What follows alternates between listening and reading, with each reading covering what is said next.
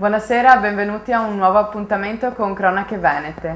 Iniziamo con il 94esimo anniversario della vittoria, celebrato a San Donà domenica 4 novembre con il ritrovo di tutte le autorità. Inoltre la festa delle Forze Armate e la celebrazione dell'Unità d'Italia. Vediamo il servizio.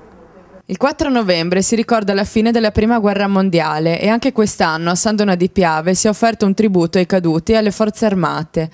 La cerimonia è iniziata alle 10 con l'alzabandiera in Piazza Indipendenza, a cui sono intervenute le maggiori rappresentanze delle Forze Armate sandonatesi.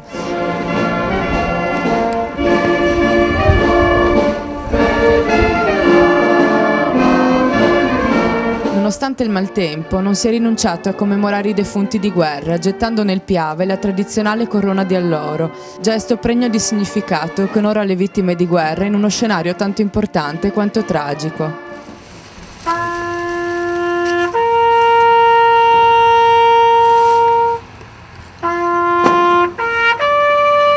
Con l'accompagnamento della banda dell'Oratorio Don Bosco ad incrementare la suggestione e il valore di questo rito, è intervenuto il presidente delle associazioni combattentistiche d'arma, Mazzon, spendendo alcune parole verso le forze armate che si sono ricordate in questo giorno, a sottolineare il valore delle gesta compiute in un contesto bellico che ha toccato tanto profondamente il nostro territorio, perché non si dimentichi il passato in funzione di un futuro migliore.